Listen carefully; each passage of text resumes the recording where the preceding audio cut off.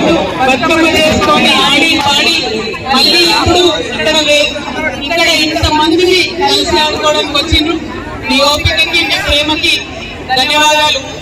మరి మీ అందరికీ తెలుసు తెలంగాణ ఉద్యమం జరిగినప్పుడు కూడా ఏం చేసినాం మనం ఆడవాళ్ళందరం బతుకమ్మ ఎత్తుకొని మీద జై తెలంగాణ అని ఒక చిన్న ఫ్లాగ్ పెట్టుకొని ఆనాడు ఉద్యమంలో పాల్గొన్నాం.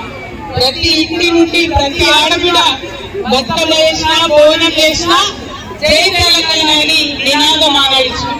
అంటే అంత ముఖ్యం బతుకమ్మ అంటే మనకు.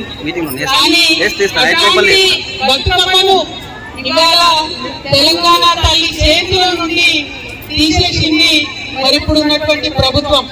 మిమ్మల్ని అందరినీ నేను ఆలోచించమని కోరుతున్నాను. తెలంగాణ తల్లిని ఎప్పుడు పెట్టుకున్నాం మనం? ఎన్నో సంవత్సరాల నుంచి ఉద్యమంలో పెట్టుకున్నాం. ఆనాటి నుండి బతుకమ్మ ఉన్నది.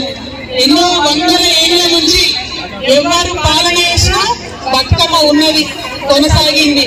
కానీ ఇప్పుడున్న ప్రభుత్వం తెలంగాణ తల్లి చేతులకెళ్ళి బతుకమ్మని తీసేసి ఇప్పుడు ఏమంటారంటే నేను తెలంగాణ తల్లిని ఒప్పుకోము, కానీ మనందరం అక్కడ పోయి వాళ్ళు గిన్నిస్ రికార్డ్ చేస్తారట బతుకమ్మలలో. ఆ గిన్నిస్ రికార్డ్ లో మరి మనందరం పోవాలన్నట. నేను ఒకటే మాట్లాడుతున్నా, తెలంగాణ తల్లి చేతులకెళ్ళి బతుకమ్మ తీసేసిన వాళ్ళకి బతుకమ్మ గురించి మాట్లాడేటటువంటి నైతిక అర్హత లేదు. ఆ విషయాన్ని మీ అందరూ గమనించవలసిందిగా నేను కోరుతా ఉన్నాను. ఇది సింగరేణి గడ్డ బరువుతుందా?